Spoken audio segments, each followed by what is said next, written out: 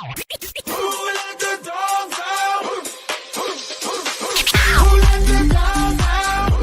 Who let the dogs out? Who let the dogs out? Who let the dogs out?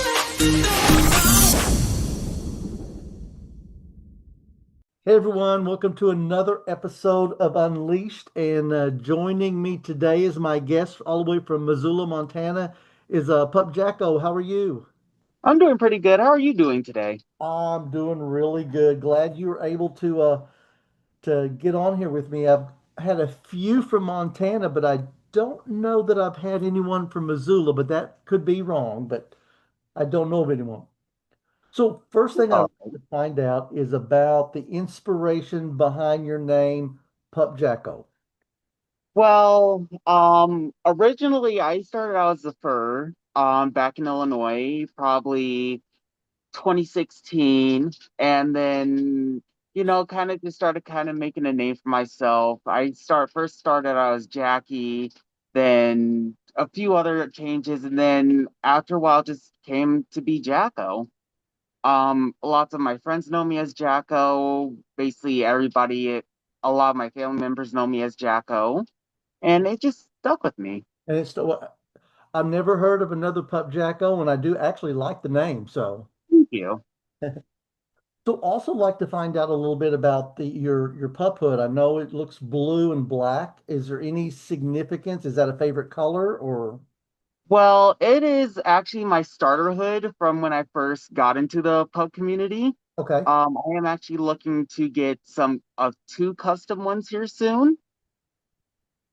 You I've been trying to talk to OBA, who actually came here to Missoula for Boundless Gatherings hmm not too long ago for Pub Class 101, and they actually do offer custom work. So I'm gonna try talking to them about getting some custom hoods done.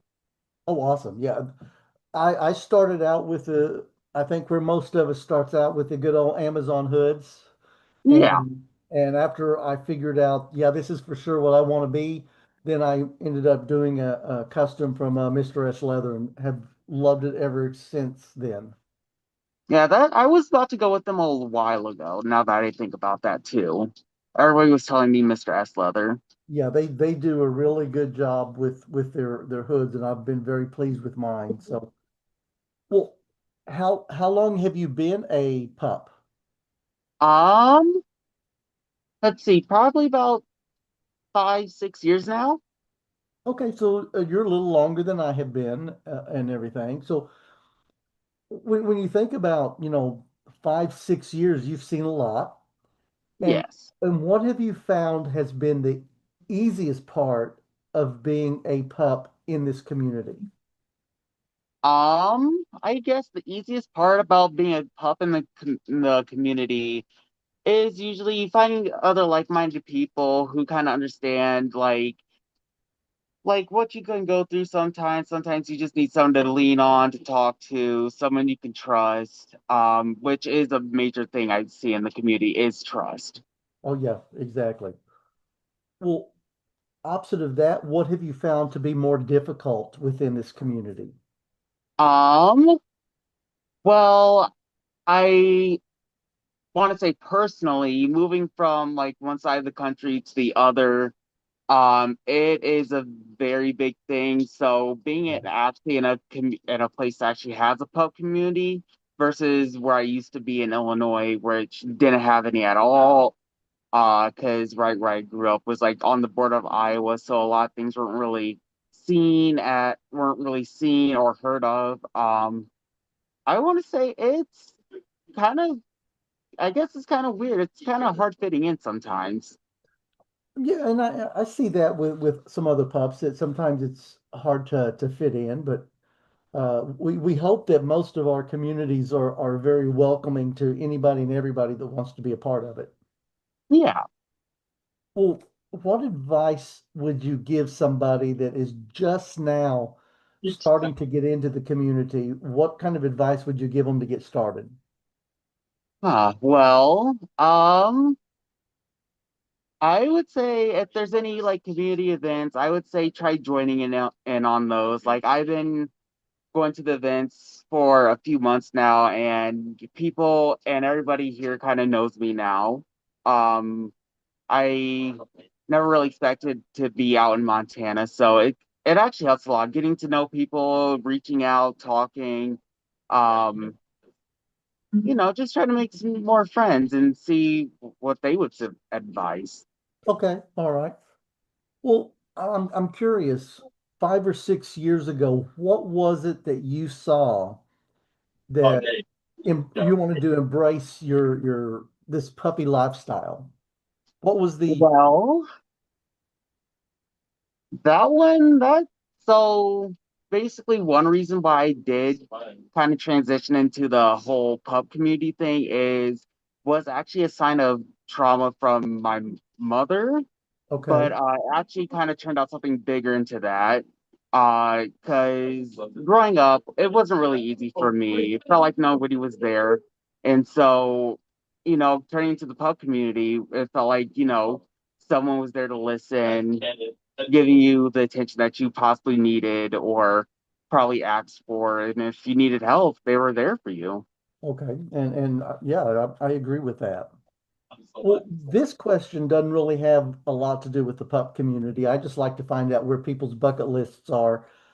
If money were no object for you and you could travel to any destination on the planet, where is it that would be on the top of your bucket list? Oh, that's a good one. Hmm. You know, if money wasn't an option, I would probably want to go to somewhere like probably Rome or Okay. probably even Paris because I did take a little French in high school and Oh, I've been wanting to get back into speaking French a bit more. oh, that's awesome. Yes.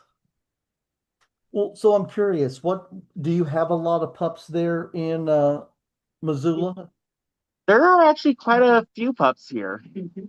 And sometimes I'll just be online scrolling, and then sometimes I'll just be having to stumble upon one, and they'll see me and they'll decide to come talk to me online. It's like, what got you into pup play, or is there like they're or they'll be like completely new to the whole pup scenario, and Yeah. I'll just kind of like tell them about it, and then if like they want a little bit more help, I know because I know over at Boundless Gatherings.